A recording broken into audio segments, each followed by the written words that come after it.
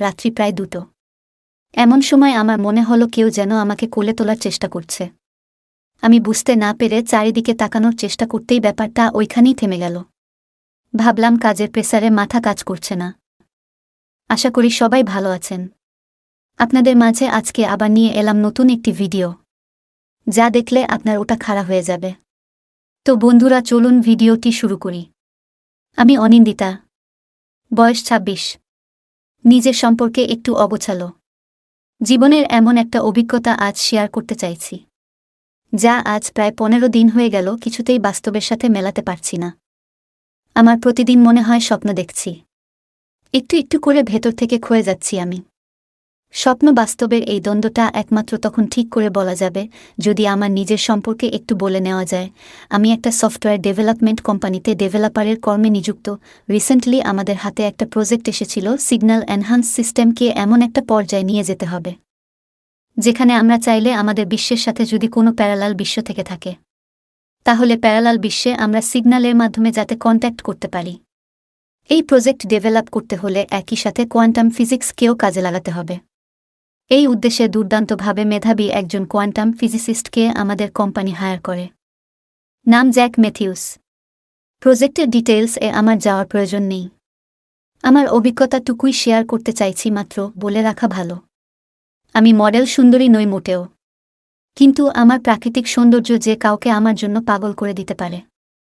আমি নিজে আমার কাজে এতটাই উৎসুক যে আমি কখনোই বিয়ে করার চিন্তা করি না, কিন্তু শারীরিক চাহিদা মেটানোর ব্যাপারে আমি খুবই মরান চিন্তাধারা বহন করে থাকি। ডেভেলপার হওয়ার সুবাদে কাজের ফাঁকে এমন কিছু সফটওয়্যার ডেভেলপ করেছি যা নিজের চিন্তাকে রিড করে রোবোটিক ভাইব্রেটর এর মাধ্যমে যে কোনো ফ্যান্টাসিকে পূরণ করার ক্ষমতা রাখে। আমার ফিগার যদি বলতে চাই, খুব সাধারণ 36। গায়ের রং উজ্জ্বল শ্যামলা, গলাতে 2টো প্রমিনেন্ট হরাইজেন্টাল রেখা আমার গলা থেকে বুক অবধি জায়গাটাকে আকৃষ্ট করে তোলে। চোখ দেবী সুলভ না হলেও বেশ টানা টানা। আর 30 কোমর মানে হালকা মেয়েদের পেটে পাতলা গভীর নাভি। যাই হোক, আমার এতখানি বিবরণ খুব একটা প্রয়োজনীয় বলে মনে করি না, কিন্তু যেটা প্রয়োজনীয় সেটা হলো আমার মানসিক বিবরণ। আমি আসল চাহিদার ব্যাপারে খুব ফ্যান্টাসিতে ভুগি, এবং সেটাও কেমন জানি আউট অফ ওয়ার্ল্ড। অদ্ভুত কোনো একটা জীব হবে, খুব রগর্গে একটা খেলা করবে আমার সাথে এমন ধরনের। সেদিন প্রজেক্ট এর কোডিং যখন প্রায় শেষ, টেস্টিং করা মাত্র বাকি, তারপরেই ফাইনাল, তখন আমার মাথায় কি ভূত চাপল। আমি আমার ফ্যান্টাসি কোডিংগুলো সব ওই প্রজেক্টে মিক্স করে দিয়ে একটা আলাদা কপি বানিয়ে রাখলাম। সেই কপি আমি বাড়ি নিয়ে গিয়ে বারবার রান করানোর চেষ্টা করতে করতে ক্লান্ত হয়ে ঘুমিয়ে পড়লাম। রাত্রি প্রায় 2টো। এমন সময় আমার মনে হলো কেউ যেন আমাকে কোলে তোলার চেষ্টা করছে। আমি বুঝতে না পেরে চারিদিকে তাকানোর চেষ্টা করতেই ব্যাপারটা ওইখানেই থেমে গেল। ভাবলাম কাজের প্রেসারে মাথা কাজ করছে না।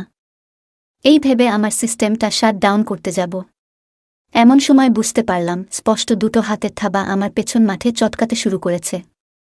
চমকে পিছন ফিরতেই কোনো এক অদৃশ্য জীব আমার পিঠ আর কোমর ধরে আমাকে পিছনে হেলিয়ে আমার ঠোঁটগুলোকে নিংড়ে নিংড়ে চুষে খেতে শুরু করেছে।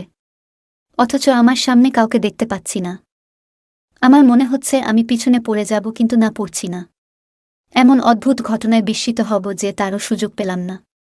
একবার কোনো কারণে ওই অদৃশ্য জীবটি আলোকিত হয়ে উঠল আমার সামনে হালকা নীলাভ আলোয়। কি ভীষণ কামাত্ম তার দৃষ্টি। পরিষ্কার ভাষায় বলল, আমি আপনারই সৃষ্টি, ভয় পাবেন না, আপনার সমস্ত ফ্যান্টাসি পূরণ আমিই করব। আবার অদৃশ্য এদিকে সে আমাকে কোলে তুলে বিছানায় নিয়ে যাচ্ছে, ঠোঁটে চুমু খেতে খেতে। আমি শরীর দিয়ে সবটা অনুভব করছি, অথচ নিজেকে বাতাসে ভাসমান অবস্থায় যেতে দেখছি, যেন কোনো হরর মুভি। ভয়, রোমাঞ্চ, শিহরণ, অদ্ভুত এক শারীরিক অনুভূতি। আমাকে বিছানায় ফেলে একটানে আমার হাউস কোট ছিঁড়ে আমার ডাব 2টো ধরে যখন শাক করতে শুরু করল, মনে হলো সমস্ত শক্তি দিয়ে কেউ অদ্ভুত কোমলভাবে ধীরে ধীরে আমার সবটুকু নির্যাস যেন পরম আদরে গিলে খাচ্ছে। আমি পাগল হয়ে যাচ্ছি। বেডের সোজাসুজি আয়নাতে নিজেকে দেখছি একা বিছানায়, পুরো খালি গা, অথচ শরীরের উপরে কেউ চেপে ধরে আমাকে পূর্ণ সোহাগে গলিয়ে দিচ্ছে। আমার ওখানে দাঁড়ে ঘষা খাচ্ছে অনবরত, ইচ্ছে মতো আকার পরিবর্তন করে। প্রথমে একদম পেন্সিলের মতো সরু, তারপর ধীরে ধীরে মোটা হতে হতে পুরো সুরঙ্গটা দখল করে অনবরত ভেতরের দিকে গভীর অতলে ঢুকে আমাকে পাগল করে দিচ্ছে।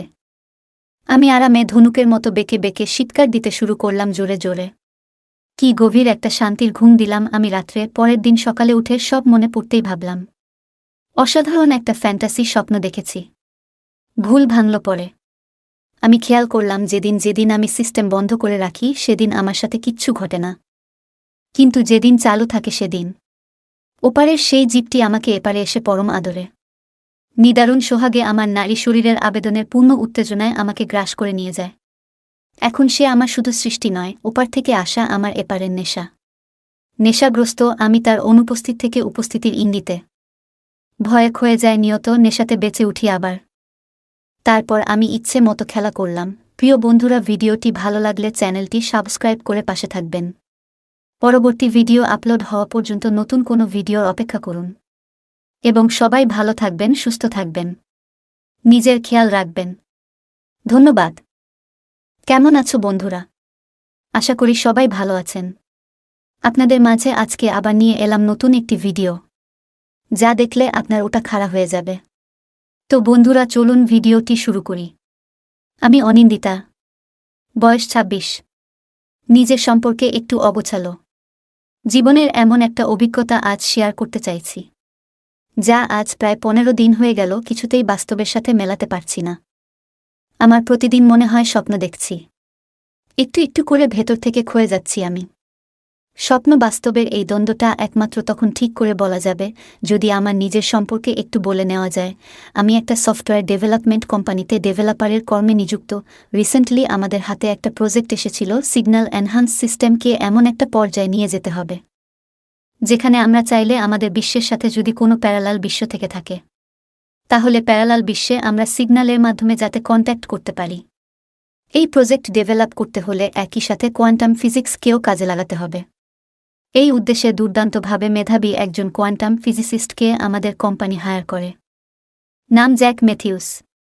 প্রজেক্টের ডিটেইলস এ আমার যাওয়ার প্রয়োজন নেই। আমার অভিজ্ঞতাটুকুই শেয়ার করতে চাইছি মাত্র। বলে রাখা ভালো, আমি মডেল সুন্দরী নই মোটেও, কিন্তু আমার প্রাকৃতিক সৌন্দর্য যে কাউকে আমার জন্য পাগল করে দিতে পারে। আমি নিজে আমার কাজে এতটাই উৎসুক যে আমি কখনোই বিয়ে করার চিন্তা করি না, কিন্তু শারীরিক চাহিদা মেটানোর ব্যাপারে আমি খুবই মরান চিন্তাধারা বহন করে থাকি। ডেভেলপার হওয়ার সুবাদে কাজের ফাঁকে এমন কিছু সফটওয়্যার ডেভেলপ করেছি যা নিজের চিন্তাকে রিড করে রোবোটিক ভাইব্রেটর এর মাধ্যমে যে কোনো ফ্যান্টাসিকে পূরণ করার ক্ষমতা রাখে। আমার ফিগার যদি বলতে চাই, খুব সাধারণ 36। গায়ের রং উজ্জ্বল শ্যামলা, গলাতে দুটো প্রমিনেন্ট হরাইজেন্টাল রেখা আমার গলা থেকে বুক অবধি জায়গাটাকে আকৃষ্ট করে তোলে।